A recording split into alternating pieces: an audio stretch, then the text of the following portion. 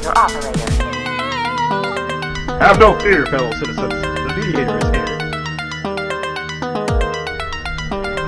Good morning and welcome to this week's edition of The Mediator with me, your host, Brian West, here to give you the top 8 headlines and developing news stories that made in this week.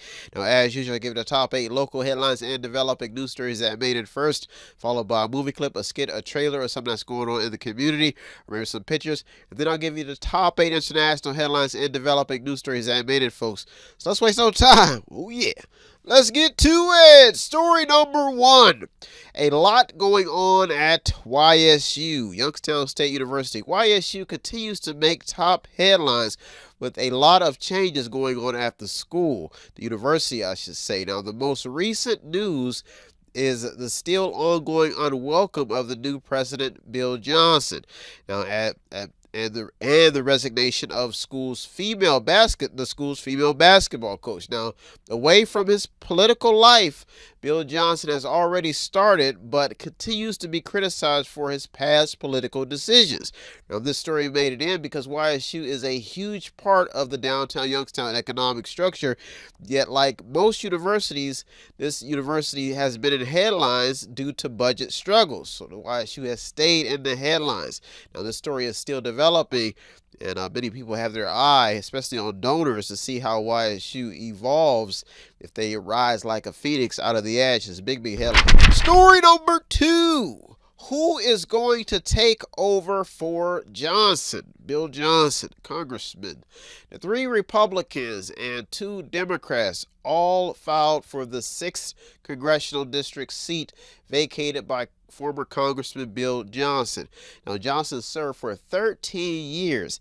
Candidates for the job include Republican Michael Ruley of Salem, Reggie Stoltzfus of Paris Township, and Rick Sy of East Palestine. Now, Democrat Michael L. Kripchek of Youngstown and Ryan Z. Finzer of Bedford Heights. He also wants that seat, Finzer. Now, Mike DeWine scheduled the general election for June 11th because he does not want the seat vacated for that long. Now, what got the story in is the fact that Republican majority the majority of Republicans over Democrats, the Republican majority over Democrats in the U.S. House is down to 219 to 213. The story is still developing. Story number 3. Locals gear up for another brutal election season. Local political races continue to heat up with area Republicans still in the hot seat. One Vindicator report published January 23rd by David Skolnick talks about some heated exchanges in the most recent debate. Now, what got the story in is the continued mainstream views on Republican presidential frontrunner Donald Trump. Now, State Senate Matt Dolan and Secretary of State Frank LaRose both took shots at Marino, who has been endorsed by Trump. Now, Trump continues to gain support because of his America First agenda, but has faced huge opposition because of his shrewd, aggressive style and unsettling behavior. Now, the winner will face off against Senator Sherrod Brown, who is seeking his fourth 6-year term in the Senate. Now, as of the airing of this show, Marino is the only one that has been endorsed. The story is still developing. That could be why they're taking shots at a big hit. Story number 4. Homicide alert.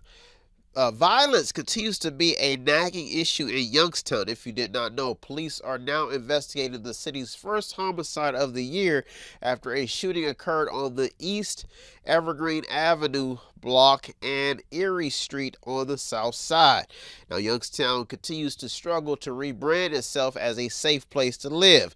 Now, under the current administration, the city has struggled to attract more jobs and more residents, but the mayor was very optimistic, Jamel Tito Brown, in his most recent State of the City address. The story is still developing. That's why story number 4 made it this week. Story number 5, another violent story in Youngstown's record. record book. Ed Runyon has a disturbing piece out of Youngstown. It appears that there was some incidents that took place on the south side, Everness Avenue, and another, I guess, around that area on the south side. It was riddled with gunshots, a house. Now, according to the report, bullets flew into a child's bedroom. How sick is that? 2 people were spotted running after the shooting took place. Folks, this story is still developing. After the family was home during this, that's what was in this report. That's what's number 5 made in this week. Big headline. Story number 6: grading the cleanup in East Palestine. Almost a year after the train derailment that shot up into top headlines, now may be a good time to assess the cleanup process in East Palestine. So far, the governor has outlined several business loan programs, and currently a water filtration system has been put in place to make sure that no toxins get into the water stream. Norfolk Southern has also cleaned up the contaminated dirt and has made several headlines with investments back into the community. Now, so far, residents seem to be going on with business as usual, with just a few health reports making small headlines here and there. Now, Norfolk Southern paid for the filtration system at a cost of $661,481 and a $4.3 million commitment plan to better East Palestine. Folks, this story is still developing. Made it in because we're almost at the year point. Big headline. Story number 7 and the top 2 local headlines and developing news stories that made it this week. Folks, if you think I am unusual, I have to tell you that running this show, I have to be unusual, because it's like an ongoing movement that never ends, a movement to keep people informed, and not only that, I get informed in the process. So that's why I'm in here, and it doesn't end. It gets harder and harder every week, siphoning through story after story, trying to find out which ones are the most important to you. So let's get to story number 7. Job cuts at Eastern Gateway College. Now, this is a story made in because of this job cuts. Now, a report out of Steubenville by Linda Harris says that Eastern Gateway Community College will cut 28 jobs as part of its recovery plan, according to a recent headline published January 20th by The Vindicator. The college has been battling with declining enrollment and revenue stemming from a long run of student aid funding disputes and the U.S. Department of Education. So all the stuff that's been going on. Now, the details are in the report showing the struggle that local colleges are in to keep things up and running. YSU made the most recent headlines for program cuts. If we all check back, they're cutting the Dana School of Music. How sad is that? Hopefully they figure something out. Now, such stories are staying consistent in recent headlines, especially in these tough economic times. That's our story number 7. Also made to the top this week. Big headline. Story number 8 and the top local headline and developing news story that made it this week. Whoo, you're doing something, Brian. You're doing something. Whoo, you're doing what's right. You're mediating. You're keeping people informed. You're spending your time wisely for the greater good. Story number 8. Governor Mike DeWine, if you keep it cool. Mike DeWine in the headlines for some big reasons. Governor Mike DeWine has been pulled out of his element for a few issues that somehow got voter approval. Now, Mike DeWine believes that some of these decisions should be the family's decisions, but the state went the other way. Now, one of this is in which he calls a goofy situation, which the vote to legalize and to legally consume marijuana. That was one of them.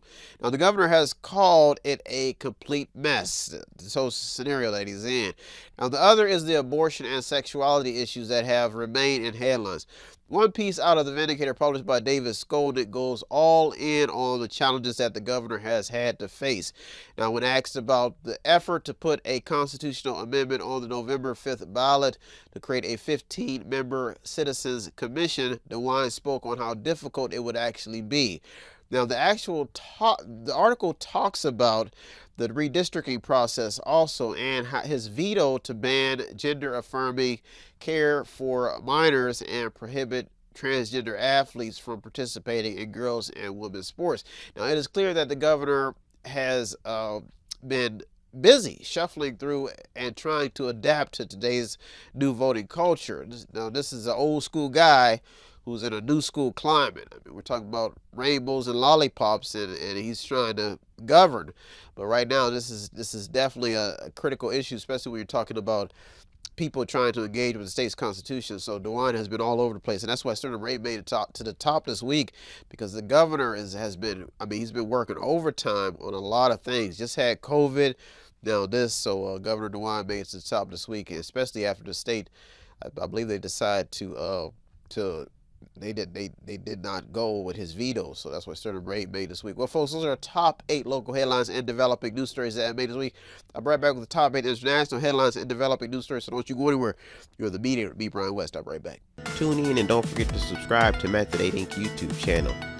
You can also watch free public entertainment. And don't forget to show some support by visiting www.method8inc.com by buying something, clicking something, watching something, or just reading something.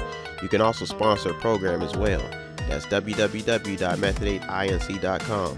Buy stuff, watch stuff, or read stuff. What does Method8Inc.com Media Center have that I need?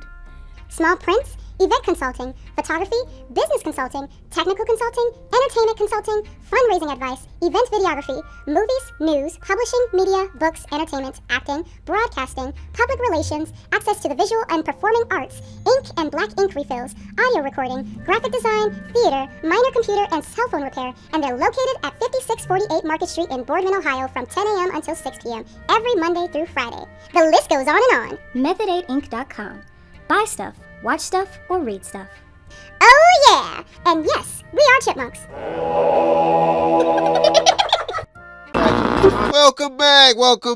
Now it's time to get to the top 8 international headlines and developing news stories that made this week. Folks, we're heading into Black History Month, and it's the end of January. And we're also headed into another critical election year. And, you know, living in a representative democracy, especially the United States of America, times have changed, you know. And to be honest with you, voting has become so scary and confusing for a lot of people, especially if you don't know what the hell is going on. You know, now we got people who represent special interest groups running around with rainbow flags and lollipops and candy canes and who knows what else they got at parades and everything. And then we got one party who just, it's just a mess, you know, people going wild, violent. I mean, we see what happened at the Capitol. We saw things happen like other riots and cities burning down courthouses. So to be honest with you, voting has become so chaotic that I don't tell nobody who I'm voting for. I get quiet when people, who you voting for, Brian? I'm telling you, no. Saying nothing. Because every time somebody says something, as soon as you say something about somebody, well, like Trump's policies. What? Brother, what you say? You better get about this dinner table right now, bro. So you don't know. You don't know. You be like, well, I think Joe has run his course. What you say about Joe? You are banned from the family. Scary out here, man. I don't know who to vote for, to be honest with you. I mean, I like the country's policies. I think America First is a good idea. I don't think that you can get rid of all the social programs, the government programs, especially with some of these people, they can't even, I mean, some of them can't even read and write. So, to be honest with you, I don't know what this voting year is going to be like. But I'm scared that if I go to the polls, even if I do decide, I'm scared somebody might blow my head off. We saw who you voted for, Brian. Beat me outside, punk. Just don't know. You don't know who work in the booths, who's cheating. You don't know nothing. It's the time we're in right now. I wrote a song about it. It's called I Love to Vote, but I Don't Want to Be Killed. I love to vote, yeah. Be a citizen, oh yeah. But I don't want, oh yeah, to be killed, yeah. That's it. That's it. I don't say nothing else. I don't want to offend nobody. Whew. Voting is hard, but somebody's got to do it. Get ready for another year of voting. Crazy voting. Let's waste no time, folks. Who you going to vote for? Are you going to vote for abortion, chaos, corruption? Or are you going to vote for militant and organization, structure, dignity? Oh, boy. Who are you going to vote for? Let's waste no time, folks. Let's get to it. Story number 1. Whew. When is there really ever a good time to strike? Go on strike. Another big question. In a world of crisis, the question of is now a good time to strike has emerged. Folks, I remember I used to be at these union meetings all the time, and you actually get in a drive, especially when they tell you who to vote for. You think this candidate is going to just destroy your jobs, or some candidate, they'll tell you all this stuff. So this story I can relate to. Now, The Guardian has a piece on how the UAW chief has outlined a mass strike for May of 2028. Now, another report shows a decline in union membership, and recent news even has the UAW union, United Auto Workers Union, endorsing President Joe Biden. Now, how crazy is that? This sounds very familiar. I remember once upon a time I had to face the same thing when I was in the union. Now, the one article in The Hill is just a small piece of the equation. Apparently, the union heads wants May 1st to be a day of international solidarity. Now, how crazy is this? Now, an article mentions the Taft-Hartley Act in 1947 that restricted secondary strikes and the decline of labor unions in the United States since 1970. So this story is just heating up because there's a lot of, I'm telling you, the political seesaw, and right now people are certain right now that they want a Republican, somebody in there who has got some sense, and you can see this happening in the voting hours. A lot of people are turning away from the traditional working class Democrat Party, and they're going on that Republican ticket. That's why story number 1 made it in this week. It's getting serious this year. Big headline. And politics is a bloodbath. Big headline. Story number 2. Work is a 4-letter word on a lot of employers' minds. Business Insider says that employee disengagement could be costing the economy nearly $2 trillion. Now, the report mentions burnout after layoffs and major team restructuring over the past few years. According to the article, only 33% of employees noted that they were engaged at work. That means that they knew what the hell was going on.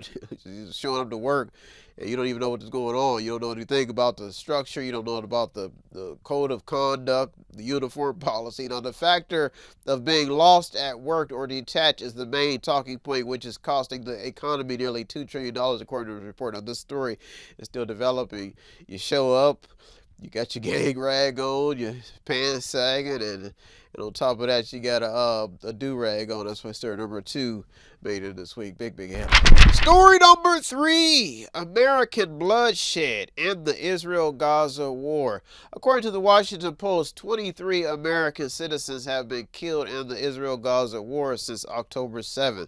552 Israeli soldiers have been killed since October 7th.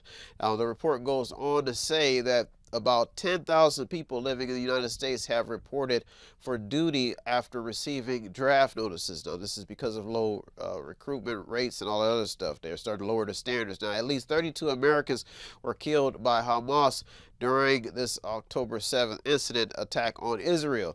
Now, at least 10 Americans are believed to have been taken hostage by Hamas as of last year's attack, and 2 were confirmed released under a hostage exchange deal late last year.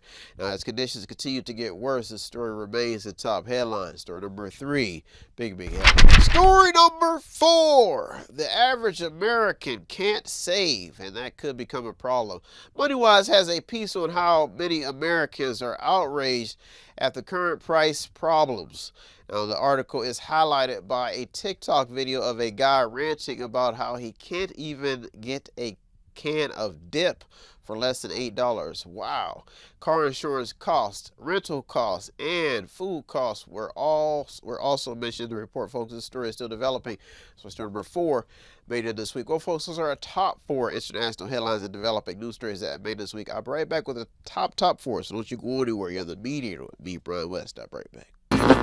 Welcome back. Now it's time to get to the top 4 international headlines and developing news stories that made this week, folks. We are headed into a Black History Month where there's been a lot happening, in politics, the workroom floor, sports. Families are not the same. Families are bitter. I've been hearing about so many families getting into arguments. Church life ain't even the same no more. And you talk about this thing, cheap labor. Some people like working for free. Some people can't work for free. And some people want their damn money. So it's getting crazy out here. I've learned to just shut up when I'm around my family. I don't say nothing. I go to my mama's house, and I went to my aunt's house, my aunt Niecy's house. Well, my aunt's house, I don't like to say her name, but they got pictures of Obama on the wall, and I don't say nothing. I don't put no pictures of politicians on my wall, because I don't want nobody knowing who I vote for, unless I'm telling a joke. Only person I ever liked people know I vote for Ben Carson, because Ben Carson got to be one of the heaviest brothers I've ever seen in my life. That's got to be one of the smoothest brothers I've ever seen in politics. He seemed like he was a little bit too smooth to be a politician. But I don't talk about my losses, But everybody else, they always talking about politics. They think they got it all figured out. And when a politician walk on water, they screaming and jumping on the boat. It ain't going to happen. And right now, we got some nasty stuff going on. And you might be at the dinner table and somebody might sock you in the face just for their Super Bowl team not winning. It's getting crazy out here. I was in a text chat, people cussing at other people because their team ain't winning, showing replays on TikTok and Doodaloos, getting all upset because they're not winning. I'd hate to be a coach in this environment because you got to win. And if you ain't winning, even if you are winning, they will fire you. Whew. Hoo-wee. Hoo. Hoo. Hoo. It's nasty out here, folks. And I got to remind myself that I'm blessed, because I don't know what could happen out here. You say one thing, you're in a conversation. Well, I don't want this Obama person on the front store that somebody just go crazy. What do you say about Obama? What do you say about Obama? What do you say about Donald? Donald Trump. Donald Trump is the man. Obama the man. Joe Biden the man. Oh, Lord, what about me? About my needs? What I like to do? I like to walk. I like to talk. Go to the park. These politicians got all the money. Vote for me so I can get some of the money.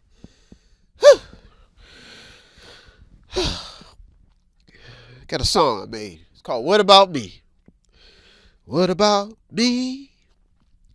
That politician ain't never done nothing but me, but make me broke, take all my tax money, work me half to death. What about me? Oh boy, what about me? Let's waste no time, folks. Let's get to it. Story number 5, erasing medical debt. NPR has a piece stating that a growing wave of local governments are erasing billions in medical debt. What about me? So far, the pledge is $2 billion worth of residents' medical debt. How was that? Now, in 2022, Cook County became the first local government to partner with RIP Medical Debt, which is a nonprofit group that uses private donor funds to buy up and pay off health care debts. After COVID-19, an estimated 100 million people in the country carry some form of medical health care debt.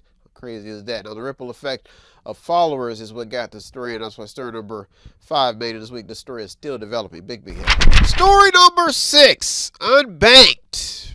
Not having a bank is a unique headline. Fast Company has an interesting piece about how many people don't even have a bank account and just how difficult it has become to live without one. The report has everything to do with cash and how more and more businesses have been refusing to take cash in cities across the United States.